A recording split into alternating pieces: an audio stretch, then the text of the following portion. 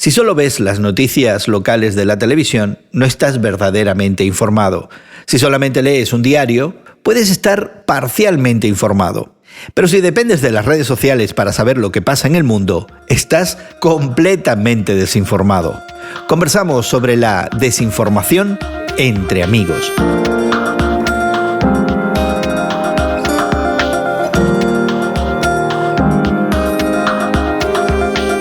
Gracias por acompañarnos entre amigos, esta conversación semanal sobre la fe cristiana y el mundo contemporáneo que tenemos Guillermo Serrano, Elsa Masón y tu amigo Gerson García. Hoy conversamos sobre la desinformación o esa difusión de información falsa, independientemente de si tiene o no la intención de engañar o desviar de los hechos reales a un grupo de personas. Pero antes queremos invitarte a que te suscribas al podcast que acompaña este programa y que encontrarás en tu plataforma de podcast favorita. Encuéntralo como Entre Amigos con Gerson García. Nuestro podcast expande la conversación y te ofrece enlaces a los recursos que facilitan hoy nuestra conversación. Suscríbete hoy mismo.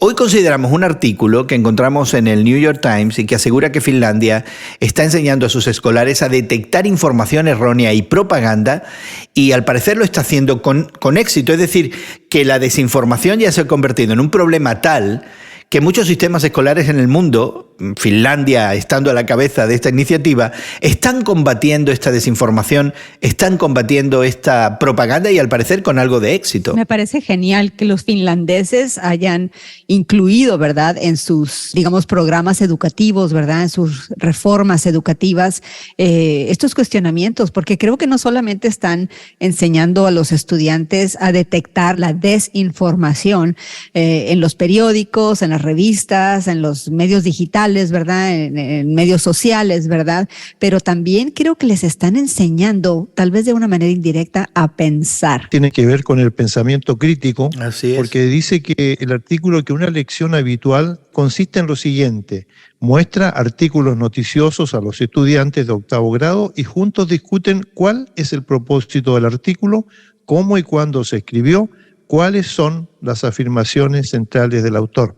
Este pensamiento crítico yo lo encuentro ausente de la mayoría de los sistemas educacionales en el mundo hoy día. Son precisamente los jóvenes los que más están expuestos a tener un tipo de información que no es real, sino que más bien se fundamenta en cuestiones fantasiosas, en cuestiones que realmente no tienen ninguna base. Pero creo que el temor del gobierno finlandés y de otros gobiernos que están teniendo iniciativas similares es crear una generación de personas, ¿verdad? Estos muchachos están en su etapa formativa, crear una generación diferente a lo que ya estamos experimentando, que es la gran desinformación y la manera en la que muchos adultos se están tragando verdades a medias y desinformación sin ningún criterio, ¿no? Y creo que aquí en esta conversación hay que añadir la intencionalidad, es decir, que es la difusión de información falsa con la intención de engañar o desviar de hechos concretos a ciertos grupos de personas. Sí, y yo creo, Gerson, que otra de las claves es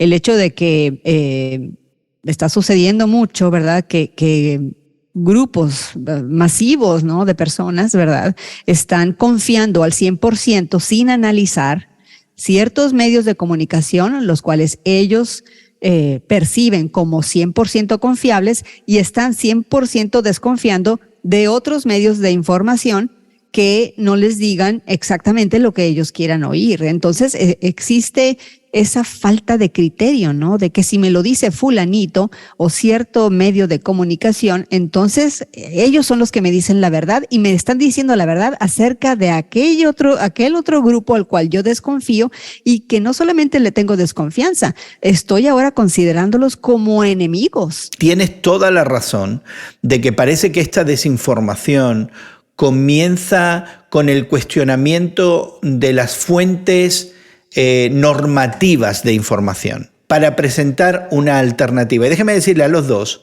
que interesantemente los grupos religiosos en los Estados Unidos y en particular los cristianos evangélicos han sido uno de los principales objetivos que se han visto muy afectados por la desinformación.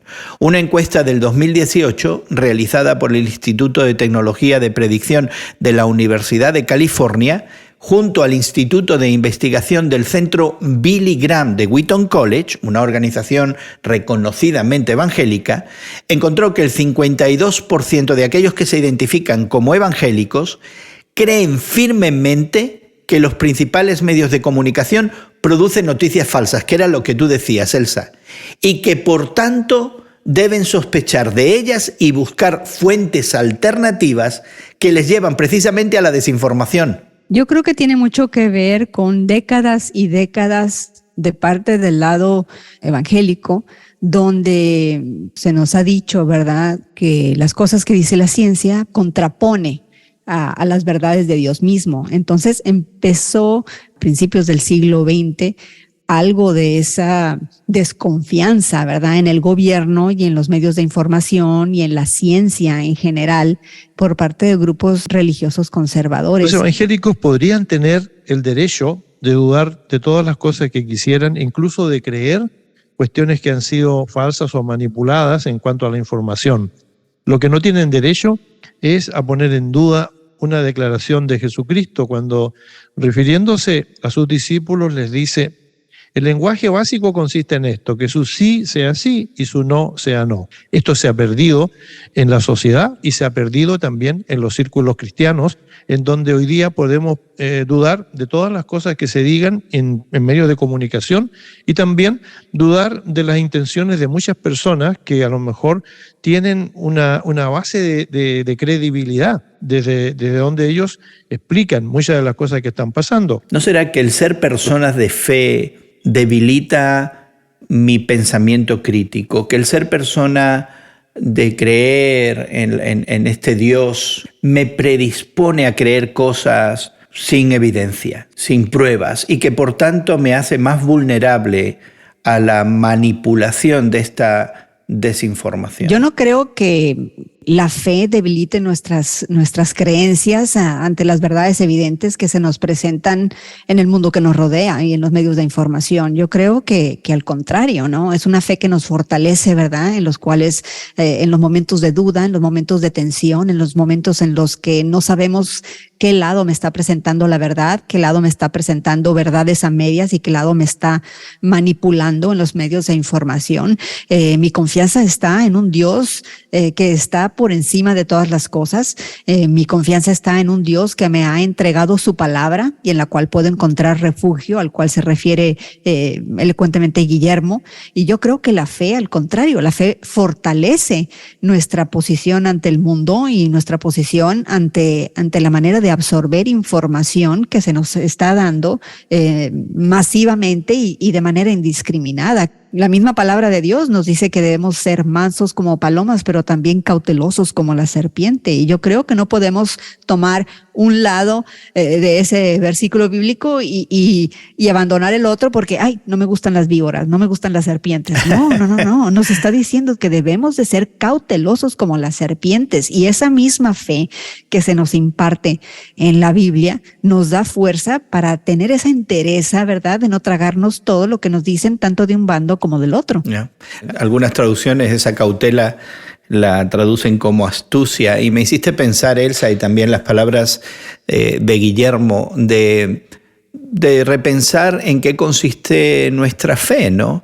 Si es la afirmación de principios excluyendo la racionalidad de nuestra mente, excluyendo el valor que tiene el pensamiento crítico, excluyendo el valor que tiene los datos, los hechos concretos acerca de las cosas. Y me acordé de que en el Evangelio quizás vemos esa actitud inquisitiva a la que tú te referías, Elsa, de esta astucia, esta cautela, en el ejemplo del evangelista Lucas, que abre su evangelio proponiéndose crear una historia de Jesús investigando con diligencia, y estoy citando textualmente como lo traduce la versión Reina Valera de la Biblia en español, ¿no? Investigando con diligencia.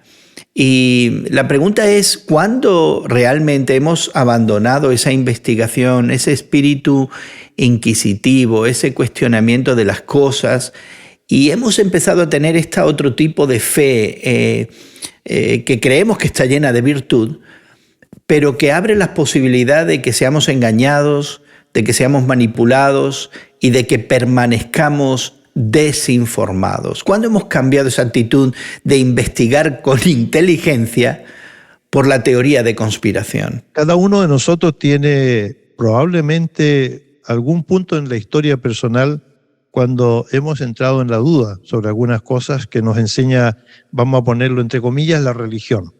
Y también en cuanto a nuestra propia experiencia personal, cuando hemos enfrentado situaciones y entonces entra la duda. Pero ante esa duda es cuando precisamente la Biblia, como escritura sagrada, nos dice que la fe es un don que viene como un regalo, que viene como algo que Dios da a los que creen, a los que tienen alma sencilla, como lo ponen las bienaventuranzas en Mateo capítulo 5, por ejemplo. Y entonces la fe es ese punto de conexión entre el ser humano, falible, caído, dudoso, y un Dios que tiene misericordia y que se acerca a él con una mano extendida para levantarle, para ayudarle y para fortalecer esa fe. La fe no se puede definir, honestamente, y aunque algunos han tratado de dar una definición muy, muy académica, sin embargo, nosotros pensamos y creemos que tenemos que aceptar que la fe es un don, es un regalo, y que nosotros podemos tener acceso a él o a ella simplemente creyendo. Y la creencia tiene que ser una cuestión de tipo personal en un Dios que se ha revelado en la Biblia, que ha creado las cosas que existen y que tiene también una idea de que puede acompañarnos en el camino de la vida. Es decir, es una cuestión bastante simple, bastante sencilla, pero qué difícil de creer a nosotros que somos seres humanos tan racionalistas en que todo lo ponemos en duda, incluyendo la información que nos llega del texto sagrado. Y debemos de reconocer también que las Sagradas Escrituras, la Biblia, particularmente estoy pensando en el libro de los Hechos, ¿no? En su capítulo 17, donde se nos invita a ser como los bereanos, ¿no? Como los participantes, los miembros de la iglesia de Berea, ¿no? ¿Por qué? Porque eran grandes apologistas, eran aquellas personas que escudriñaban las Escrituras, así nos dice la palabra, y el escudriñar las Escrituras es una invitación a pensar, es una invitación al diálogo sincero, honesto, abierto. ¿Por qué? Porque pienso también que al tener estas conversaciones de cierta manera intelectuales, honestas, vulnerables, cuando existen preguntas acerca de la Biblia que puedan ser difíciles de responder, o acerca de nuestro diario vivir, o acerca de la información que estamos recibiendo, es esa invitación que también vemos en Proverbios, ¿no? Donde el hierro pule al hierro, ¿no? Y donde existe esa confianza que tenemos como miembros de la misma fe, como hermanos en Cristo, para poder seguir creciendo en la fe, es el escudriñar las Escrituras y también el tener los pies bien postrados en la tierra para ver cuál es la información del mundo que nos rodea. Pues queremos invitarte a que explores más sobre cómo combatir la desinformación usando en realidad todo lo que Dios nos ha dado. Ese raciocinio y la revelación que últimamente nos lleva a la verdad que reside plenamente en la persona de Jesucristo. Suscríbete al podcast que acompaña este programa, donde te ofrecemos una conversación extendida, recursos adicionales y la posibilidad de comentar sobre este tema haciéndonos llegar tu opinión. Encuéntranos como Entre Amigos con Gerson García en Spotify, Apple Podcasts, Google Podcasts o en cualquiera de tus plataformas de podcast favorita. Agradecemos a nuestros equipos técnicos en México, Brasil y Estados Unidos su trabajo para que esta conversación llegue hasta ti. También nuestra gratitud para Elsa Mazón y Guillermo Serrano por darnos de su tiempo y acompañarnos en esta conversación. Y tu amigo Gerson García se despide de ti hasta otro momento en el que nos unamos a conversar entre amigos. Entre Amigos es producido por Eventual Media y distribuido por Radio Moody para ministerioreforma.com.